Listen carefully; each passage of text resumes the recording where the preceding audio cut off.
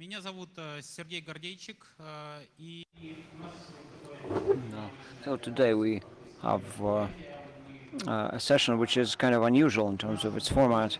So, great pleasure we have with us people who have organized very different kinds of conference of different communities from all over the world, starting from Japan, Korea, and all the way through America, South America, not North America, for that matter. So the idea here is to discuss what is happening in terms of the evolution of the white hat community. I'm not sure many people remember how it was happening in Russia back in 2005, even 2002, when people were saying, yes, we can crack your system. They were viewed as criminals or terrorists, but this attitude towards those people who can do it for good and be really white hats, this attitude was changing gradually. Something that was used to be black, moving into the gray zone, then white, is now going back to gray and even black. And whenever it comes to government system security and vulnerabilities, we'll now try to see how this is happening, or what things are happening internationally, or take also a retrospective look at that. So I would like our participants to throw some light on that. But first, let me introduce the people who are with us here and the communities they represent, and I hope you'll give them a good applause. So can we start with the video?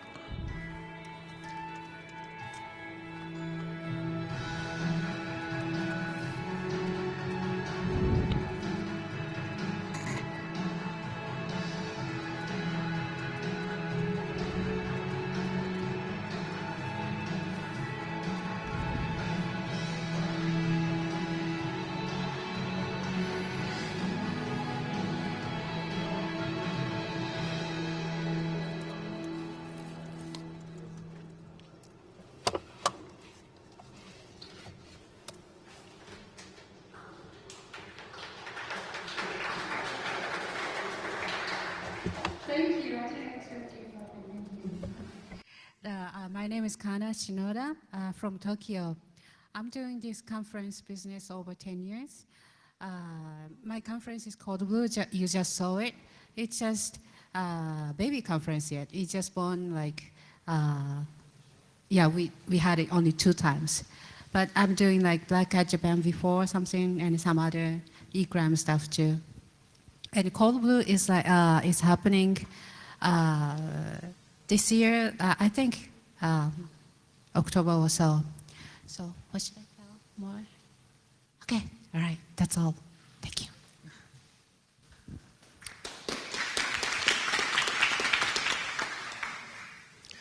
My name is Andreas Bog. I'm a member of the board of the Chaos Computer Club. We organize a little conference called a Chaos Communication Congress once every year between Christmas and New Year's, which this year has seen its last year has seen its 31st iteration. So we're doing that for over 30 years now. I've personally been involved in the organization since 1994.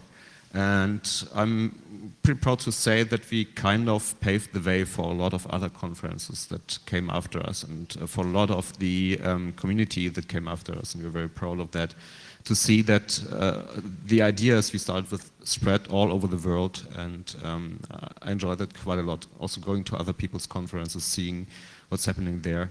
I'm also proud to say that up to this day, we are not a commercial conference, we're not paying anybody, we are completely volunteer driven. And with over 9,000 attendees, that's quite a feat. And yeah, thanks for having me here and representing CCC.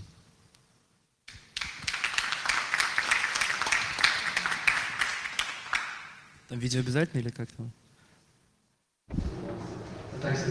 Okay, we can do without video this time. I am Alexander Polyakov, and I'm representing Zero Nights Conference. It's a Russian conference made by researchers and for researchers.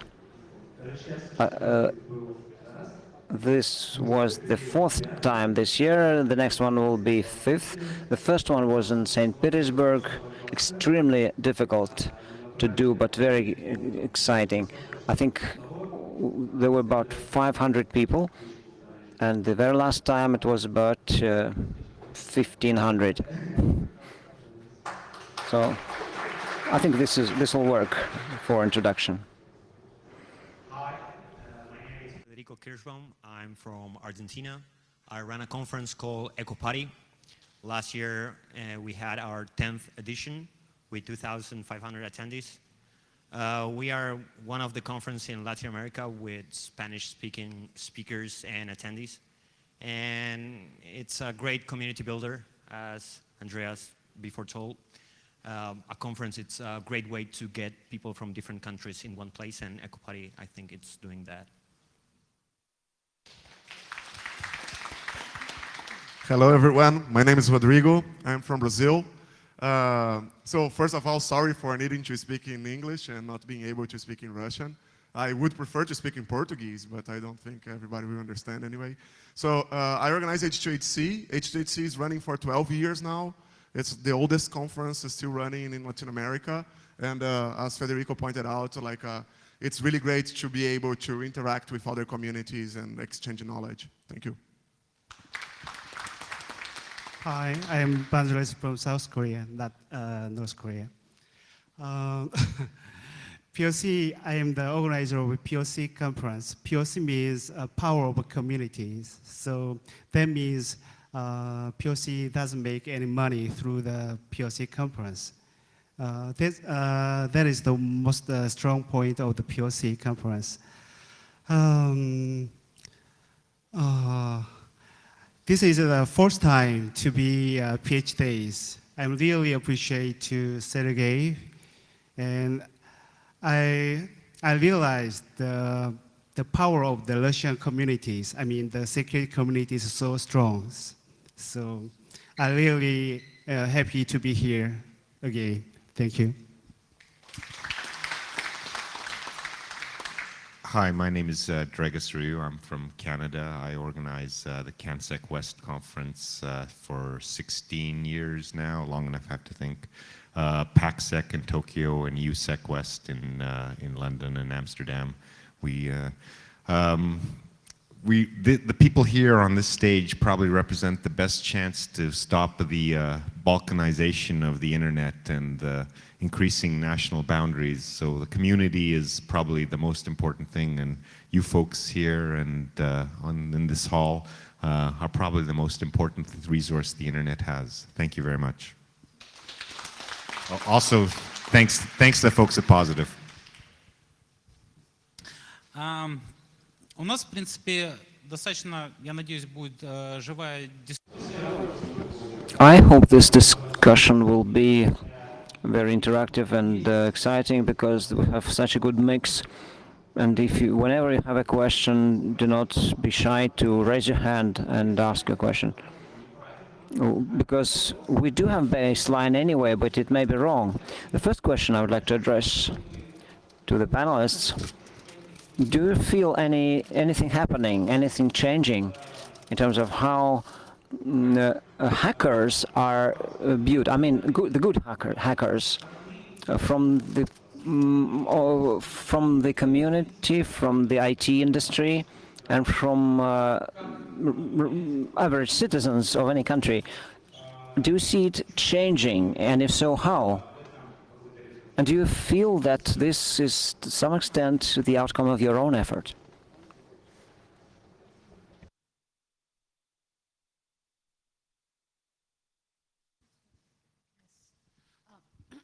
Okay, in Japan, it's a little bit situation change. Maybe all country has different situations. But anyway, since I used to operate the Black Hat Japan before, at the time, people think Black Hat is like having fun, just hacking, having fun.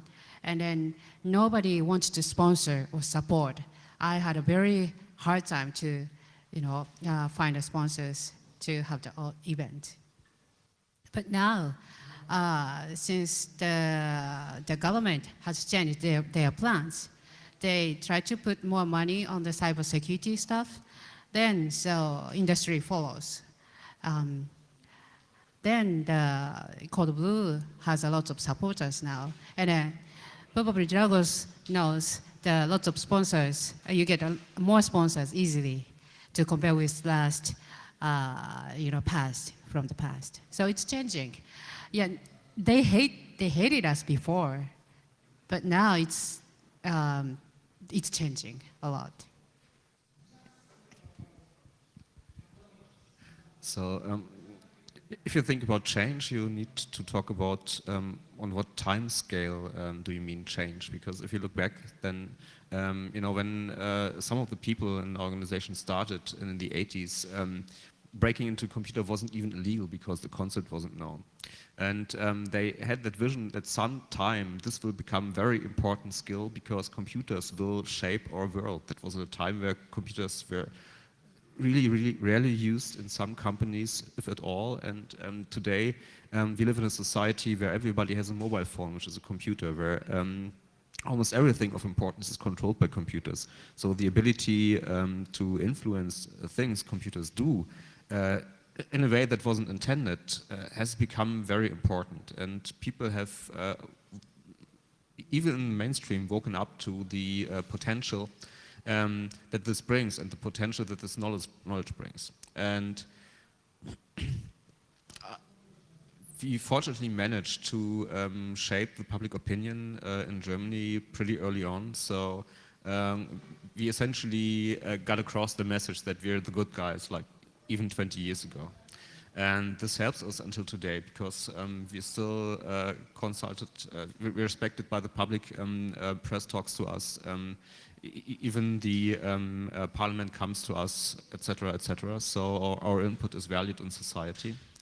On the other hand, what we do see is, again, pushback against, the mechanisms we as hackers suggest to implement to protect computers. Like you see the attempts to subvert cryptography, like to even outlaw cryptography again. It's like crypto wars all over again, which we had in the 90s. We see that the Wassenaar Agreement has been set up to try to control exports of exploit software, and I think it will be very interesting to see how this will play out, whether we will be able to do the research we do in public anymore, or whether that will stop us from sharing the knowledge, especially across borders. Because what we do is exporting knowledge here, right? When we talk to each other, when we visit conferences, we export knowledge. And that export of knowledge, in my eyes, is threatened. And I think that's the wrong answer. The right answer is building secure computers. And so people should invest a lot of money into doing that instead of investing a lot of money into inventing mitigation bullshit and virus scanners and firewalls, etc., etc., and then outlawing the tools we have to protect against people breaking into our computers, outlawing cryptography, trying to subvert cryptography. That's a bad thing. That's a tendency I see that we need to protect against as a community. Ну, я чуть-чуть больше, наверное, скажу. I would rather talk about the non-government attitude towards hackers. When we started to do the conference, we had an idea. It was like a fun. Then we realized it's more than that. We all of us wanted more knowledge. There were times when security was about compliance, and the young people were laughing at the old guys. Say, well, you only think about papers and bureaucracy, but you need to really teach people how to increase security. Young people who are being trained now and who will become compliance directors in future now realize that security is really the key. People who used to be developers are now doing security. It has become fashionable. For example, if you go to a club and you pick up a girl, there were times when she asked what you do. She was impressed if you were saying I do computers. Now you say that you are a tester, and she is impressed. It means that you are popular. One of the things that I want to say first is I don't believe there are like good hackers. I think there are hackers and people that commit crimes, and that those are criminals.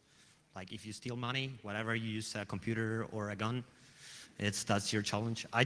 As a conference organizer, I think I will say something that it's going to be repetitive, but it's really tough to say that hackers are good, and we try to improve technology by breaking it. If some of you have ever tried lockpicking, you will realize that once you know how a lock works, you can open it with tools without breaking it. That's a little bit of hacking. And as a conference organizer, I think when we started, we were like 30. We were friends. We met through the internet, and meeting in a non-virtual place was the thing. Right now we have 2,500 attendees with the same idea. Building a community, exchanging ideas, and trying to break this myth about hackers and superpowers. It's just people who are really curious and try to fix things. Sometimes they do it a little bit better, sometimes they don't. And if something has changed, it's that nowadays everyone uses technology. That's the biggest change. Maybe, like Andreas said, that the CCC opened a lot of doors for many of us, but the technology, right now, every one of you have a computer on your cell phone, on your pocket. And the general public now knows that that information can be hacked. And conferences like ours not only show that thing, but at the same time, we try to help businesses to make better cell phones. At least that's what I'm thinking right now, that don't be thinking that hackers are bad. They're just people with a screwdriver disassemble things. So lots changed, right? As the colleagues already mentioned. One thing that I want to point out is I don't think anybody speaks for a hacker community, right? There is no such a thing as, hey, I'm speaking in the name of that community. So I think like the hacker community is basically people who have common interests and they like to share information. And a conference is just like a facilitator, right? We put together a venue, we bring like really great researchers from around the world. Those guys come there, they attract good people because the good guys are coming, and as more good people are together, as more interesting things come out. So what I really expect from any conference is basically to give that opportunity for people to gather together and start doing research. So I think the main result and the main thing that I like about like being the organizer of a conference is knowing that other people managed to do great research that they started in a conference that I managed to put together, right? I didn't really help them into their research. I didn't participate on it. I didn't even contribute in anything other than just putting a venue together and bringing great people. So I think that's it. I just focus on the Korean situation because Korea is a kind of center of the IT or hacking and security center, because Korea is a kind of sensitive area. Korea has been separated for so many years, and it influenced the political situation of the strong countries from the since a long times. For example, Russia and China has gave a strong influence to North Korea, and America gave a strong influence to South Korea. And South Korea has a really good internet infrastructure. So we have a lot of things to protect. But we also get a lot of attack from North Korea or China, even Russia. Yeah. But so I always try to focus on and give something to people about the situation. To solution to people. So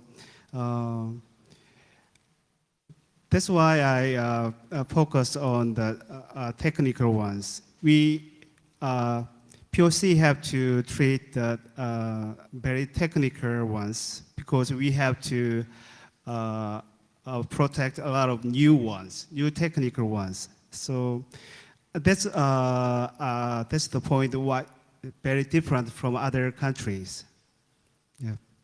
So I'm so sorry, I'm not good at speaking Russian and English. Yeah. Thank you.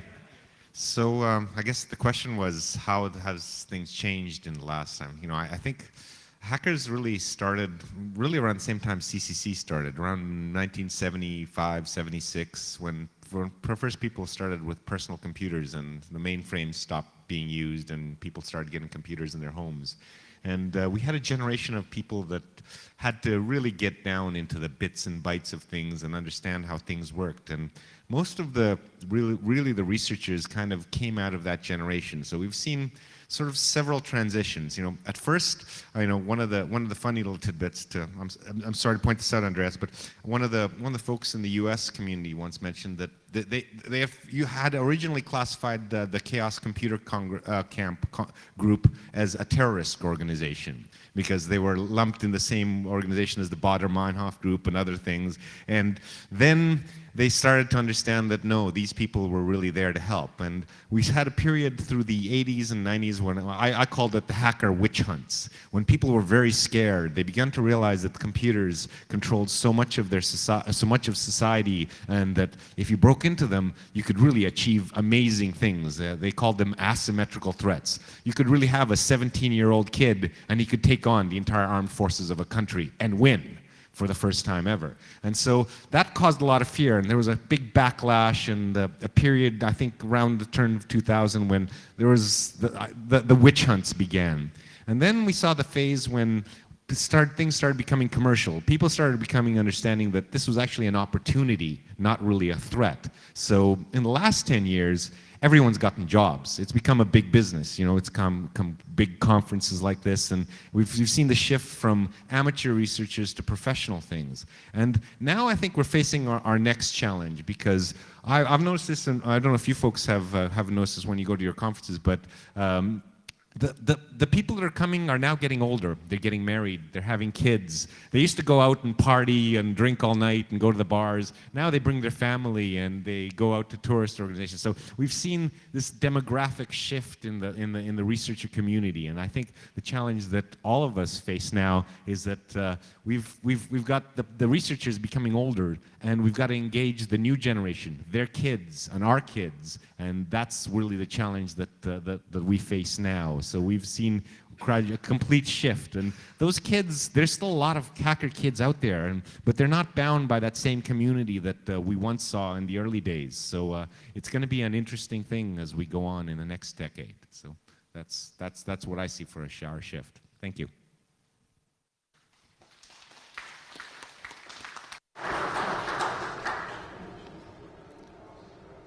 Well, probably I will have the last question before I will ask the audience to ask the questions.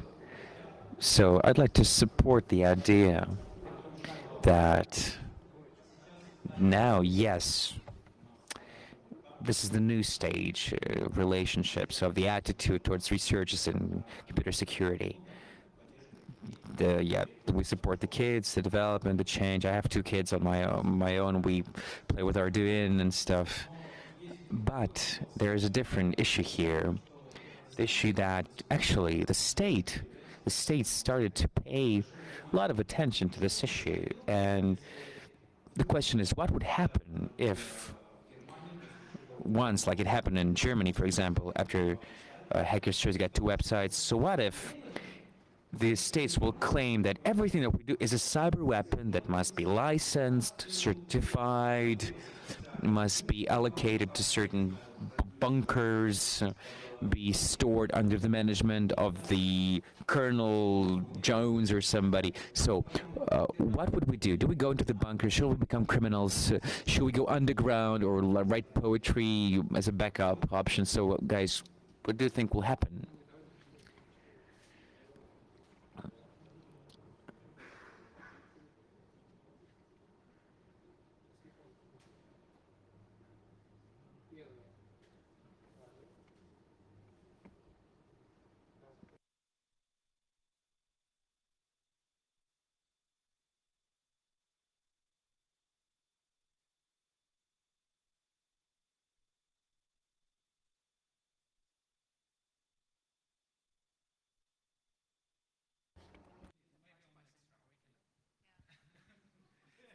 Yeah.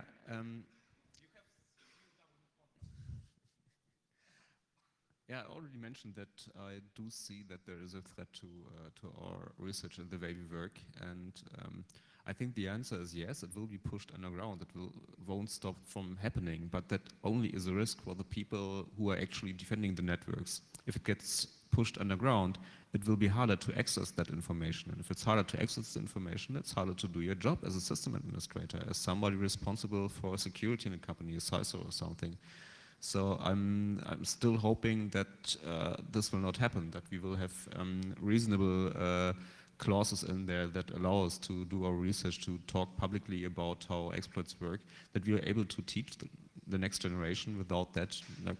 The thing is, government, I don't know if it's how it is in your countries. In our country, the government isn't pretty good at that computer stuff, right? So they have schools for that, and they're setting up departments, and you end up finding out that they have like 2 or 3 competent people and 20 who are so-so. And they're not really a source of amazing research in the field. And that's, if only governments have that, they think they can put it under lock and key, and that makes it somehow secure, which of course is complete bullshit, because unlike a tank, I can copy it over the internet and have as many copies as I need of a piece of software. So it's to even think you can control that knowledge in a way is, for me, is stupid. I think what the Wassenaar Agreement, and that's really the corner of the discussion at the moment, what it attempted to do is, stop companies from selling stuff to evil dictators, which I think is a laudable goal. But if the implementation of that means that we can no longer do public research, then that will be a big problem. So we should do everything we can to keep that open, and if we have to move underground, some things already happen underground, and if that gets bigger, then that's because that needs to be that way, not because we want it, but of course it won't completely stop people.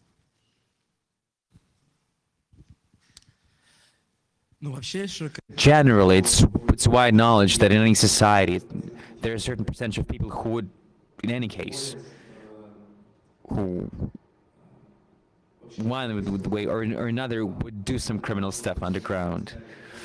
Even if we put in some rigid framework, I believe that,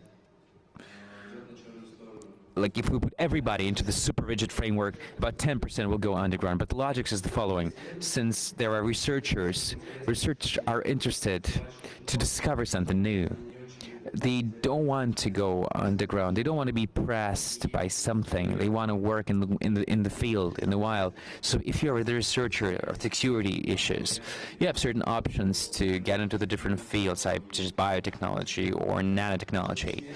It's something related, correlated. It's interesting. So that's what I believe, that a certain percent of people, more than 10%, out of 100, will switch to a different field, but 50% will remain there. What will happen with the rest, I don't know.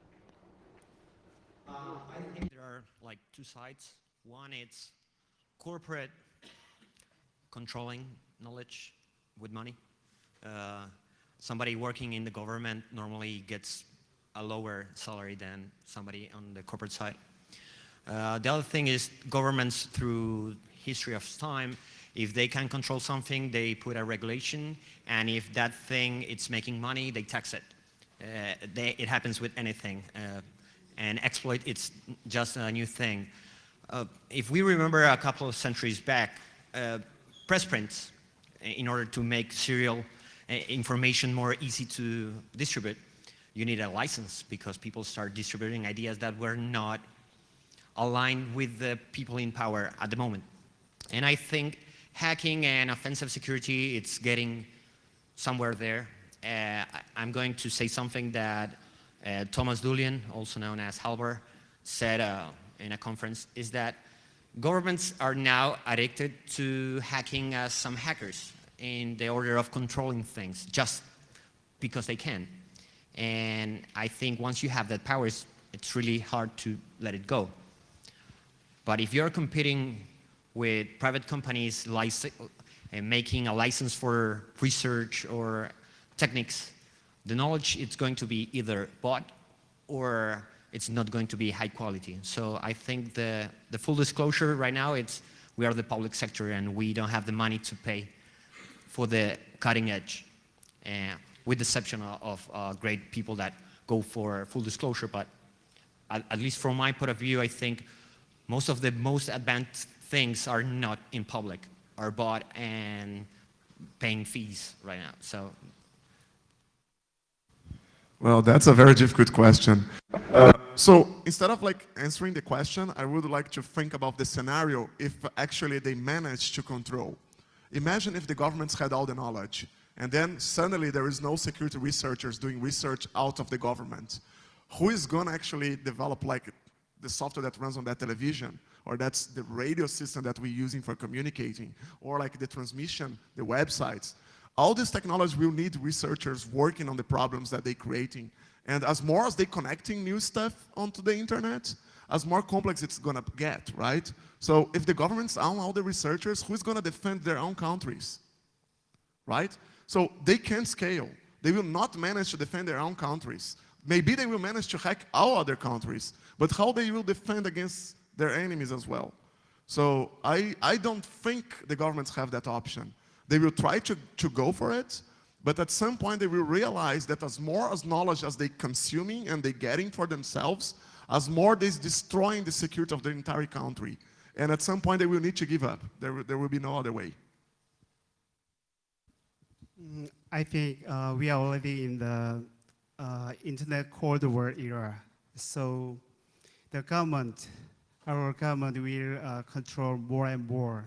So there's no alternatives about this one. So I just want to our communities, the organizer of the World Hacking or Security Community try to end the Cold War. That's what I want to say.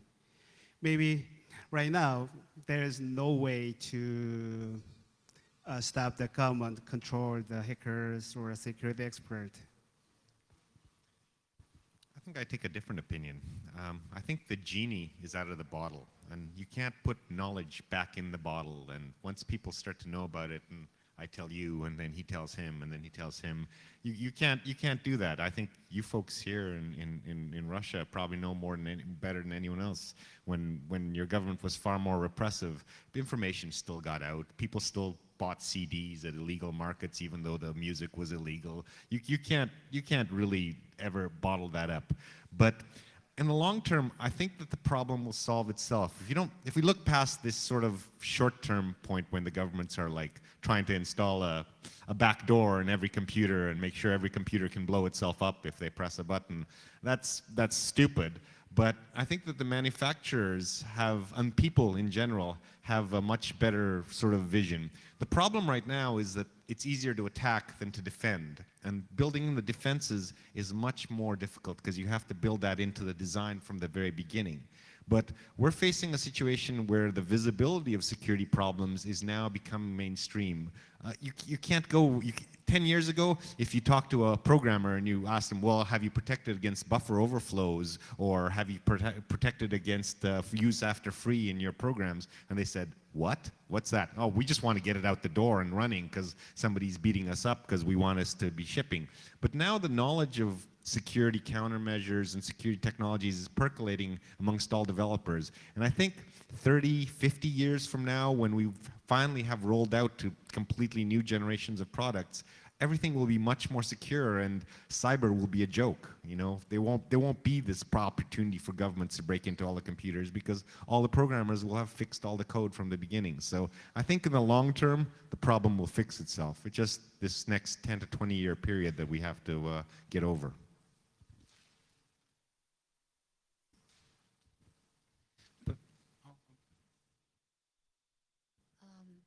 Actually, I don't have the answer yet, but because there is underground market, they're selling the vulnerability to exploit with tons of money, and I don't know who's the buyers.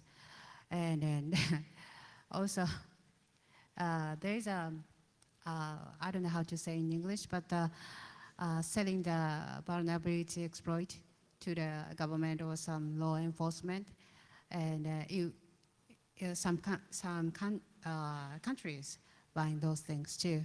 And I asked them, the trader, do you sell to some like crime organization too? But they say no way because they don't, they are out of control. So I don't know. So that's very weak. And there is also our vulnerabilities reporting award system.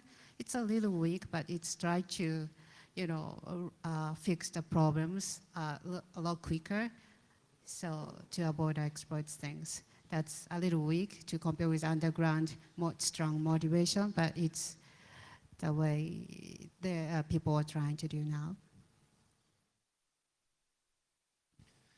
Да, хотелось бы быть. Yeah, I would love to be as optimistic as Dragus, but then probably we'll lose the jobs. And I don't know whether it's actually optimistic or pessimistic. On the other hand, I do have an opinion of my own here, and I do believe that this kind of gray fog, great mist, will continue until this is beneficial to those who set the rules, to those unknown sellers of 0 days. As soon as the focus will shift into the other direction, there will be new rules. The rules will be introduced, and the most unpleasant thing that might happen here is criminalization of our profession. And here I would support Andreas saying that actually this is the issue of not only choosing some select, or it's not the issue of selective attacks. It's the issue of selective protection. When we were talking to Chaco, for example, from Wupen, he directly says, yeah, we do sell not only exploits, we sell virtual patches to those who want to buy it, who want to protect from our exploits. So it's kind of all together. Selective exploit is selective protection, and the balance is unknown here. So let's come back to something more fun. I would like to ask our participants, you guys, to tell about the biggest achievement, your biggest personal achievement, something you've done and you believe that it was great, and it's great that you did it, certain achievements at a certain conference or inside of the community, something you're proud of.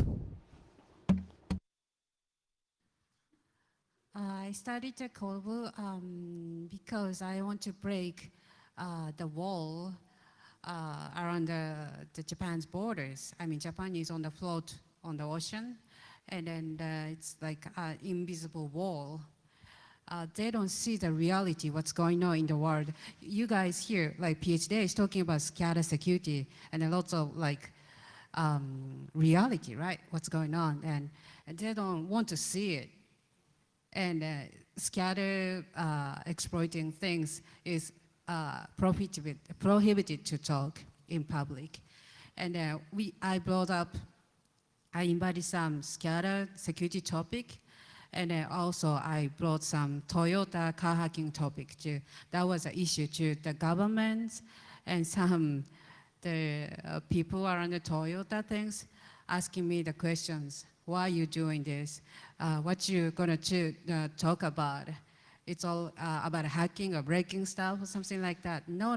I want to brought it up to let them know what's going on in the reality. It's already published in the world, but you guys don't want to see it. So I don't want to make them eyes opening. So that's, and it's starting, and then I think they're talking now about the car security stuff, and it's good starting. I think I broke the wall a little bit, and I like to break the wall more and more.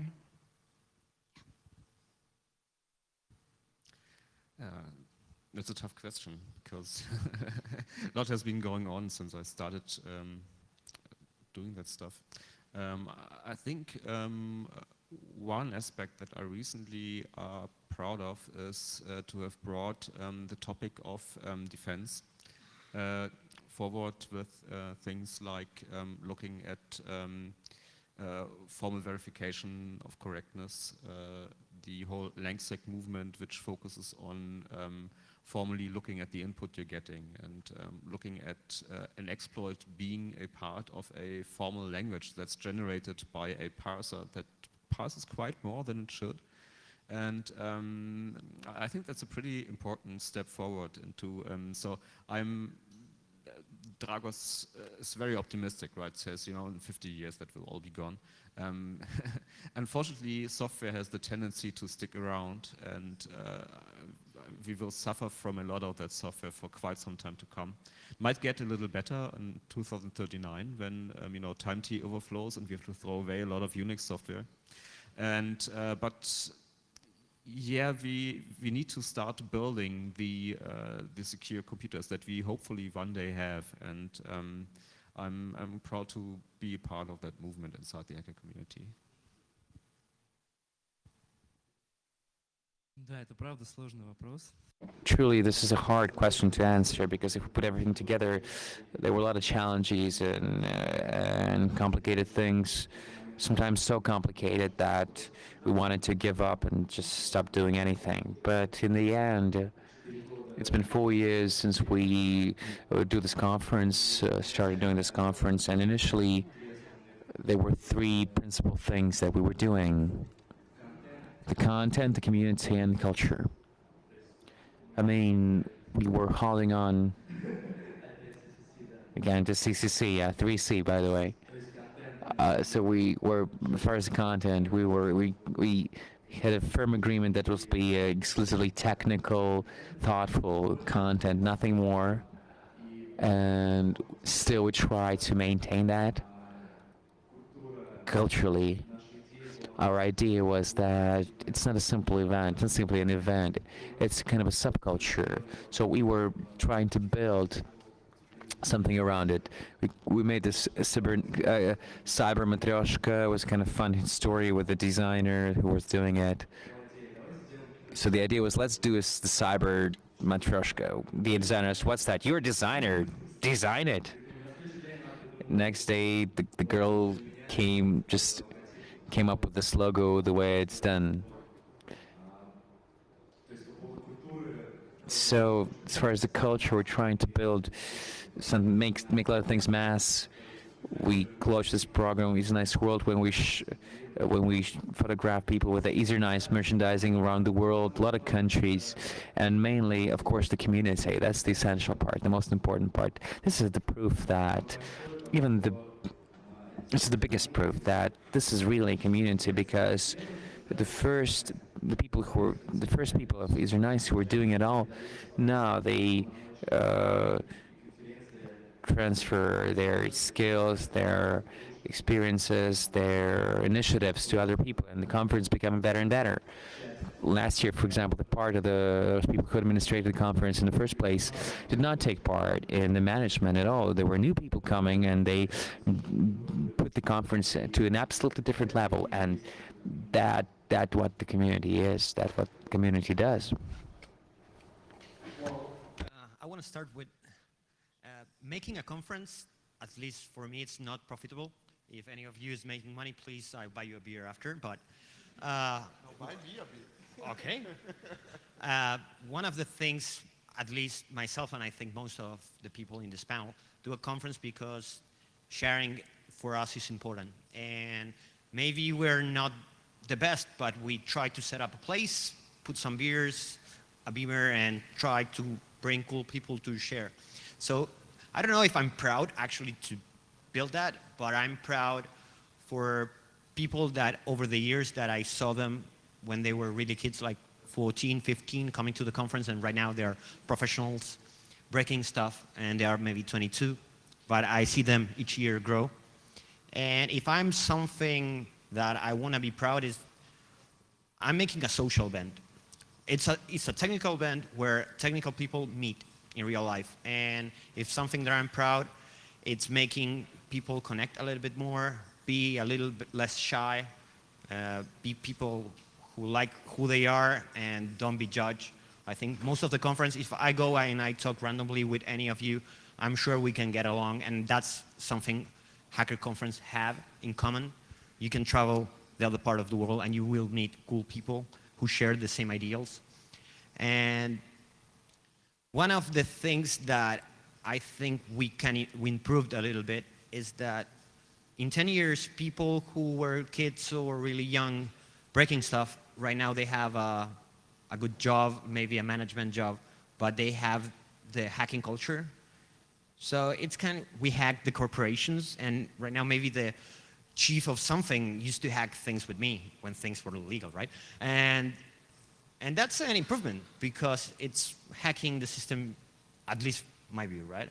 From the inside. People who knows things can break and you can fix it without putting people in jail, I suppose. Yeah, I second that actually. Like seeing that very technical guys manage to get into like the big corporations and now they are in position to make changes. That's big. That's something that I think like came from these communities and like basically giving the opportunity for people to show their work and appear with their research, because that actually opened the doors. And I think like in terms of accomplishment, my biggest accomplishment in my entire career was basically being able to create the conference and keep it. Because keeping it is really a big challenge, right? Because like after many years, like you get much older, and as Dragos pointed out, right? The speakers don't want to go to the party, but there's the new generation coming and they want to go to the party. And people go to Brazil, they want to party. And I'm like now too old to go party with them. So it's like it's really difficult to keep the conference going with the same spirit, keeping the new generation coming, but also keep the old generation interested in the conference. So I think like this is a big accomplishment. And seeing the guys that showed up first, and now they are like really well-known researchers doing very interesting work, but I know that the first time they gave a talk was in the conference that I organized, and they were like really, really nervous before the talk. I came to give them like a shot of tequila saying, hey man, relax, drink, relax. You're just gonna talk about the research you did. There is nobody who knows more about that subject than you. Like you're working on that for the past entire year. It's your time to go and show it. So it's really nice to see these guys now really grow into the companies and into the world. Some of them is still doing research on the underground because they chose to, but they have the opportunity, they make their own decisions, they then do what they like. So I am really glad to be able to see that. What I'm most proud of is I think I can give a chance to people to meet each other and to share their knowledge. And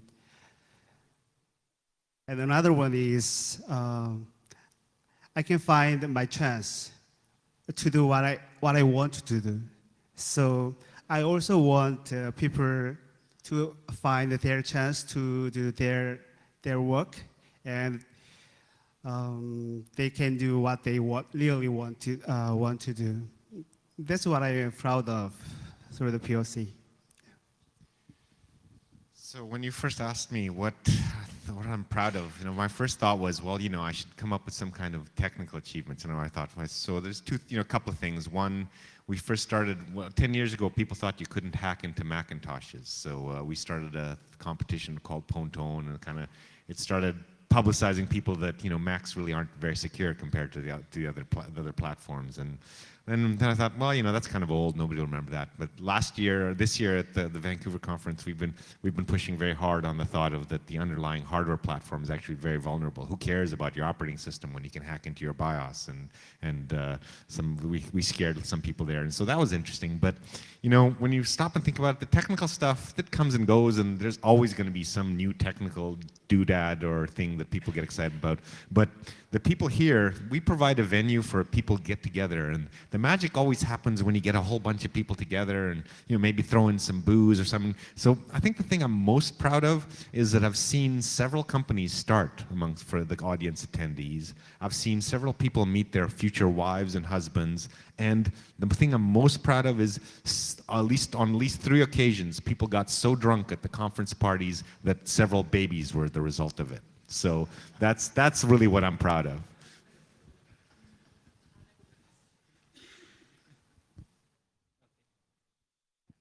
Also, I heard critical situation, the incident response. There's no platform to share the knowledge or experience, but friendship. They make the friend from the conference, through the conference. Then they know what's going on, they're asking questions, and they build up, they share the knowledge, and then save the world. That it works, and it works in Korea like that, like 2 times already. Да, спасибо. Поддержу коллег, что ситуация, как... Yes, I would rather support what my colleague said. This situation where the conference brings together very different people, this is what may produce an unexpected and very exciting results. From the PhD point of view, Positive Heart Hack Days, this is kind of advertising maybe, we tried, and I think we succeeded, to build some bridges which allow people of very different standing to communicate. Today, for example, we had a roundtable session on electric power sector security. There was one of the senior level people, someone from the manager who likes the regulatory documents. All of a sudden he said, I had 20 auditors, security devices, vendors coming to me, showing presentations, what will happen if my digital substation gets broken. But here I saw those guys with sparkling eyes, with laptops in front of them. This is when I realized how scary it all is. And it's very valuable to have the minds of such people changed. It's a mixture of different people that brings about this phenomenon. Colleagues, do you have any more questions?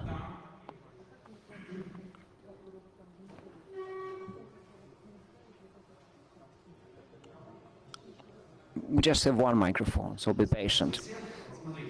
There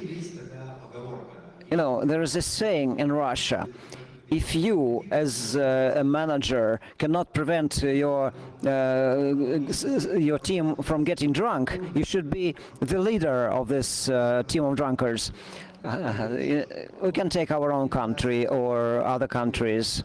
There are attempts to recruit those hackers, black or white. So I'm interested how the secret services in different countries do this hacker recruitment. How do they do it? What are the means they apply? Maybe they approach them at conferences or afterwards? How many places you have in your conference and hiring point for work for government here or something? Do you have any sponsorship from government? Code Blue doesn't have any money from the government, but a lot of people coming to attend the Code Blue to study what's going on, and so also to connect with people to find the people. But especially the conference itself is not for the recruitment, but the CTF, OES, they're really looking them, the young kids, young CTF players, to work for them. Yeah, so it's captured on the broadcast too. So it's pretty famous story. Yes, books at conferences. So quite obviously they have been there all the time since the very beginnings. We know that because some of you might remember that incident where the German hackers in the 80s stole some data and sold it to Russia. And that got us attention of these books very early, and they have always been there in the beginning to monitor us and then later to learn. And so one thing that changed is they started to be more in the open, I think. So some time ago, it's also the same at DEF CON, right? I was at DEF CON 3 where they were playing Spot the Fed. And then my next DEF CON was in 2010, and there was that Meet the Fed panel where people told, I'm the vice president of the cybersecurity division at FBI, my responsibility is, my jobs are, and if you want to work for us, please come to our booth. We don't quite do that. So we have relationships to the, so in Germany you don't have an NSA that's responsible for protection and hacking. So we have the BSI, which is responsible for protecting government computers only. And those guys are pretty in the open. So we know them, they know us, we talk to each other. Sometimes you have funny situations where someone comes and says, I want to pay for a business ticket, and I need an invoice. And I say, okay, no problem, you can have an invoice, what's your address? And he's like, Secretary of the State of Bavaria? So yeah, those guys are there. They're not daring to openly recruit at our event because they know that we don't like it. It's different at different conferences.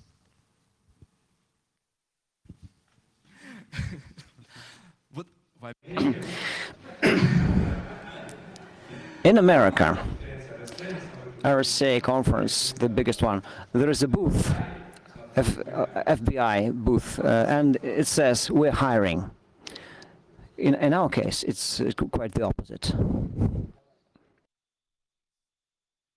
The first meetings, hacker meetings in a bar, we always had a nickname for Agent Seat, which was this guy who was out of the picture with like shiny shoes, and every time that he came for the meeting to book us out.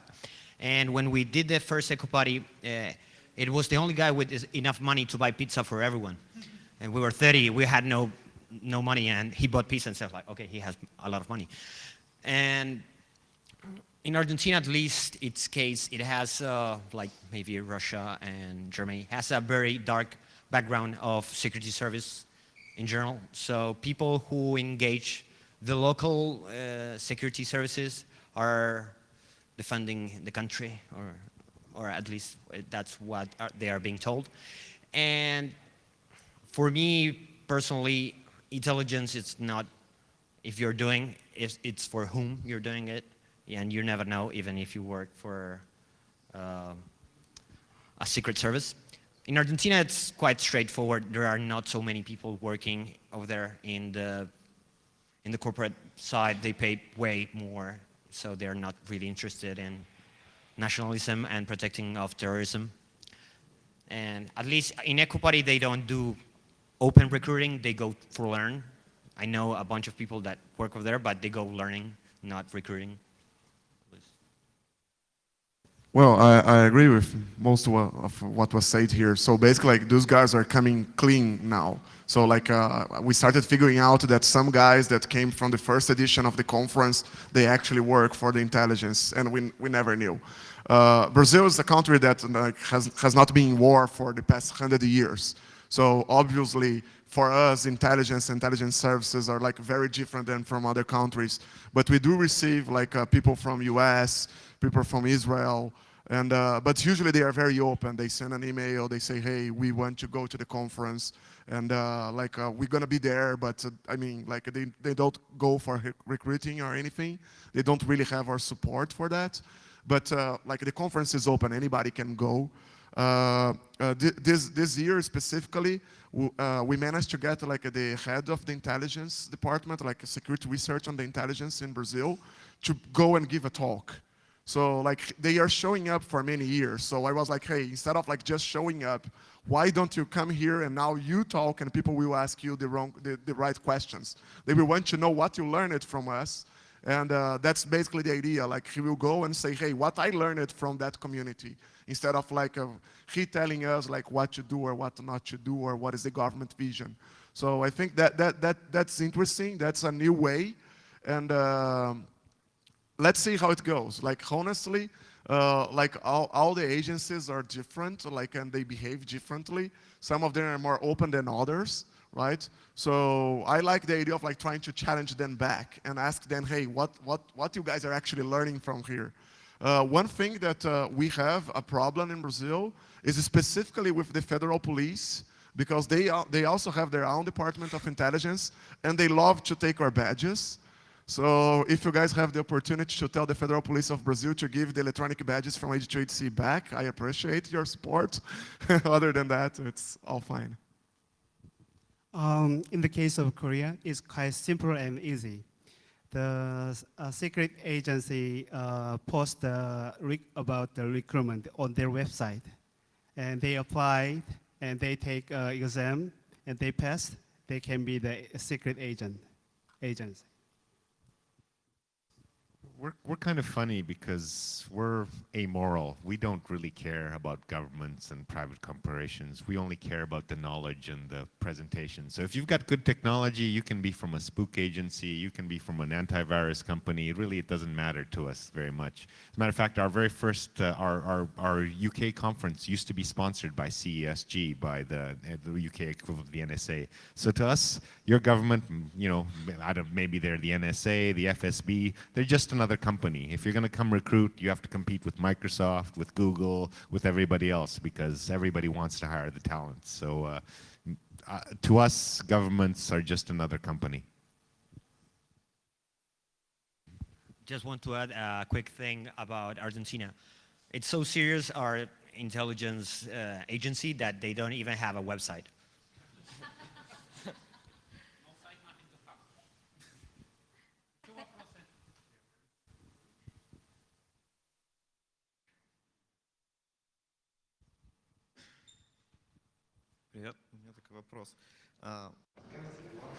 I have a question.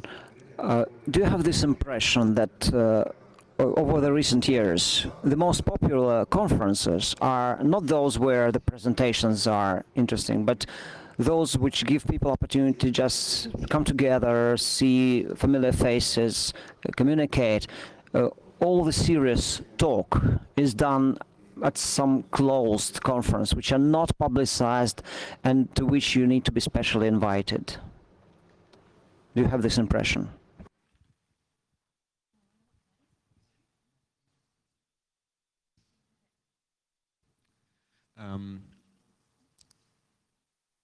Yeah, I think that indeed talks used to be very important before the internet really took hold. Like, you know, these days there are lots of ways to disseminate information.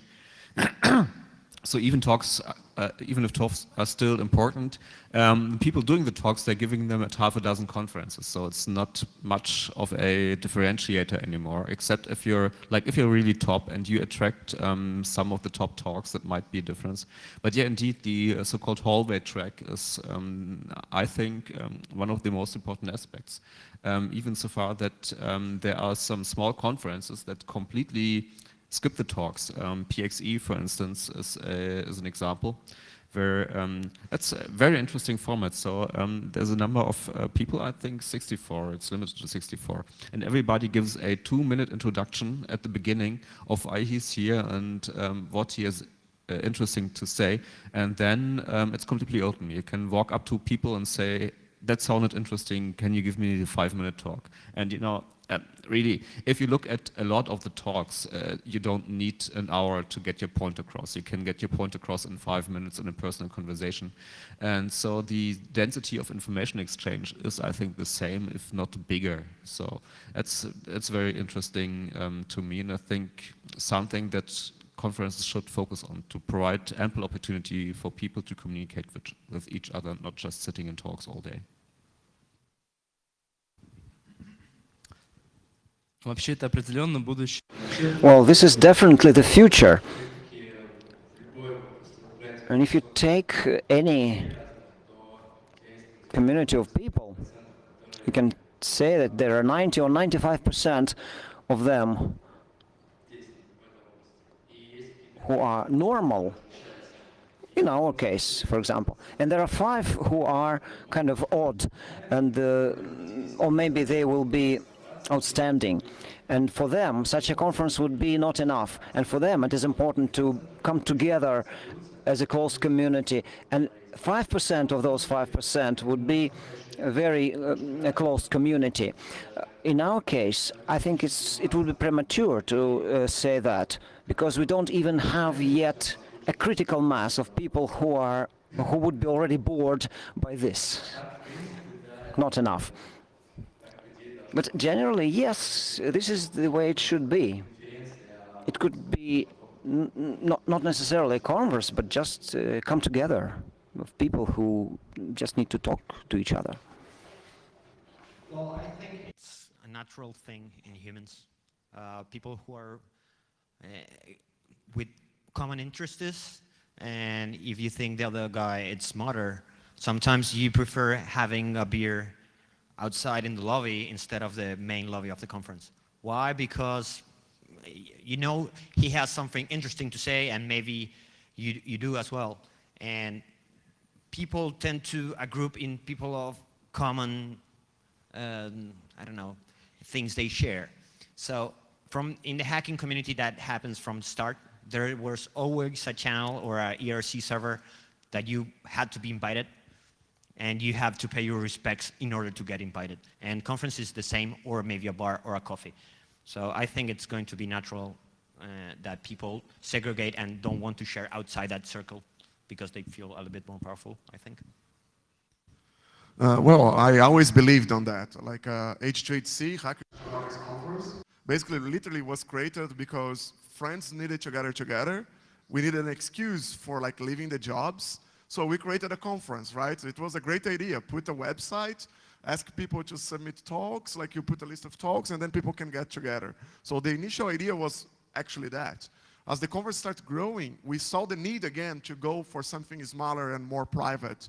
So we started like what we call H2HC Private, and it still runs nowadays. So for 8 years now we have that. And the past 2 years we call it SACICon. And basically Saci is like from the Brazilian folklore. It's a guy that don't have a leg. And the slogan of the conference is like, in a Saci's fight, every kick is a flying kick. And the idea is literally like to just get there, like there is no organization or pre-announcement of talks. It's basically for the speakers of H2HC. People go there, and if they have something to talk, they talk, sometimes 1 hour, sometimes half a minute. Pipetch talk for like 2.5 hours. And that's the way it goes. Like if you have something to say, you can. And it's much more restricted. Like everybody's invited. And for you to get an invite, basically someone needs to sponsor you. So that person becomes responsible for you. If you mess up, if you screw up, basically both of you are kicked out. And it's working. And now Saci is probably getting too big as well, so we're probably going to start something else. And I think that's actually ideal. I think there are different kind of conferences. One is a kind of commercial, and the other is a kind of technical one. But I don't think commercial is bad because it is commercial. Sometimes we need commercial conferences, and also we need a technical one. And sometimes we need to combine the two together. So I think we don't need to blame the commercial, and we don't need to praise the technical one. So just we need to understand there can be different type of the conferences. That's my opinion. I think the question was, do you think that if all the future information disclosure is going to happen at small private the vetted groups, there's lots of, there's groups like FIRST, there's CERT conferences, there's cybercrime conferences, there's so many conferences, so many different kinds of special focus groups. There's developer conferences for PHP or for Python, or there's all kinds of places where people are doing that. But I think that if you look back kind of over time, there's always been these small sort of ivory tower groups, but the really important technical discoveries, there's a natural tendency that if you find something really important, you're going to want it to shine a big spotlight on it. So I think that the public conferences usually get the more dramatic technical presentations, and I think that will always continue. There's sure there will be some smaller technical details released at the private conferences, and one of the nice things about being a conference organizer, I'm sure all of you, we get invited to a lot of these private conferences, but when I look at the information I see at a private conference, I just came from one in Norway last week, and when I look at the technical level, yeah, there was some interesting stuff, but the technical presentations here at a public conferences will always be better and bigger and I think more interesting.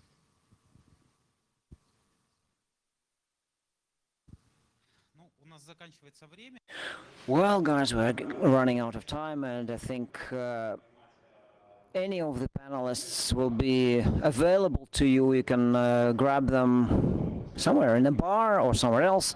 I think there will be some rock and roll program, and you can have a drink. Thank you for a good idea from CCC. I have one final question to all of you. I would like to have you voting, but I don't like the showing of hands. Anyway, what is your favorite event for data security, except for positive hack days, of course?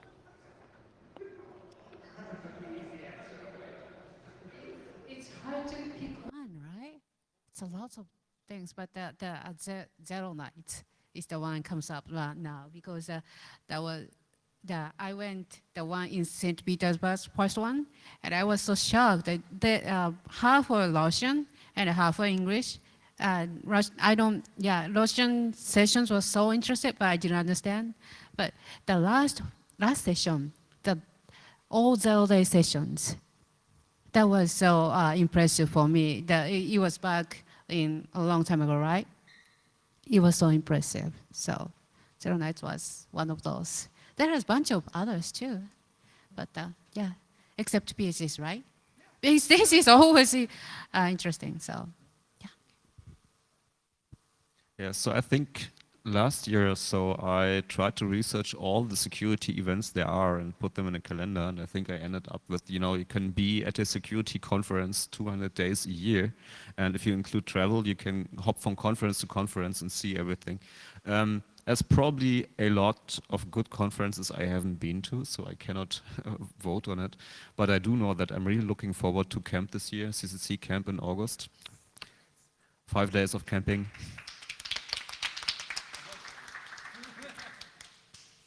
That will be fun.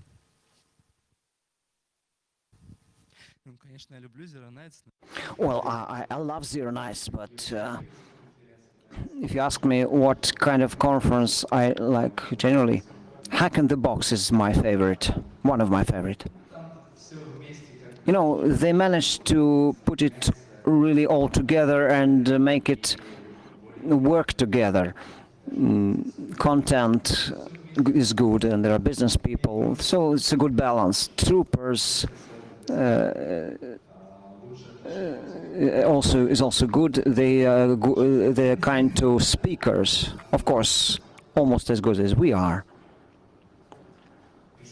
Internet conference, the best conference, it's not mine because I'm not working, so that's the one I most enjoy. But if I have to choose not a name but experience, would be there was one time at CCC camp. It was an old Soviet airport, and I put on the wiki. Imagine this is like 2,000 hackers camping, and I put on the wiki let's play football or soccer or how. So we had a group of Italians, a group of French hackers trying to play football. The game only lasted like 25 minutes after somebody died.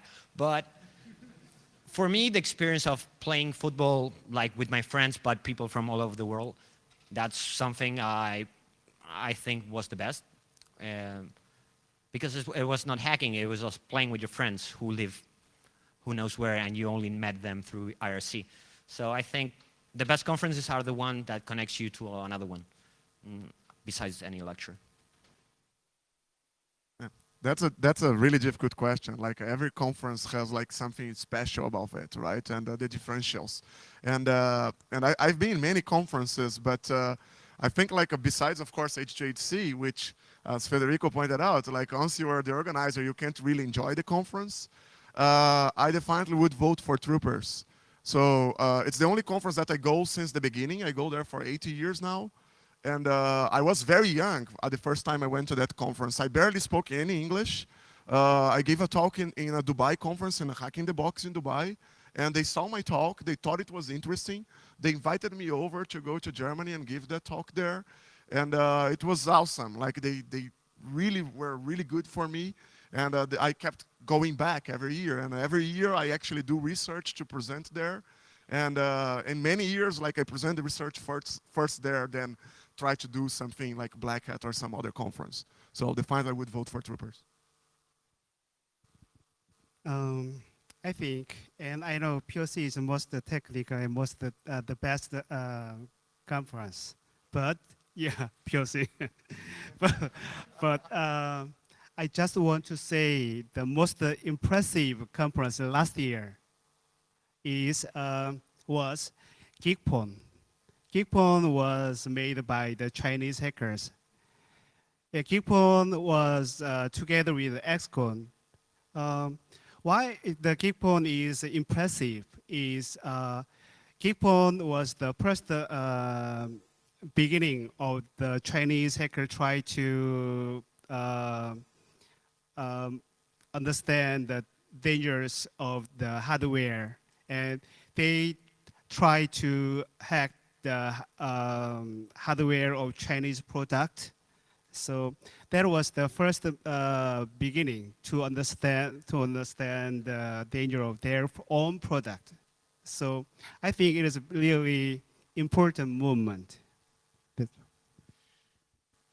Such a hard question, and you took the easy political answer, so I can't say PH days, but you know, I have to say all of them. I mean, all of the people up here do some amazing events, and I wish I had time to go to more of them and go to meet some more of the people in the audience, because I think the people in the crowd are just as important as the researchers, and often a more important part of the formula. So I have to punt. I can't really pick one.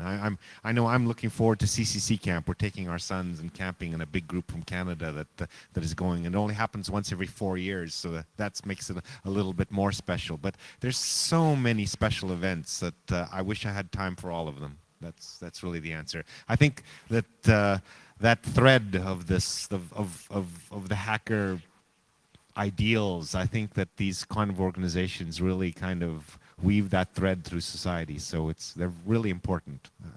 I can't answer. Sorry.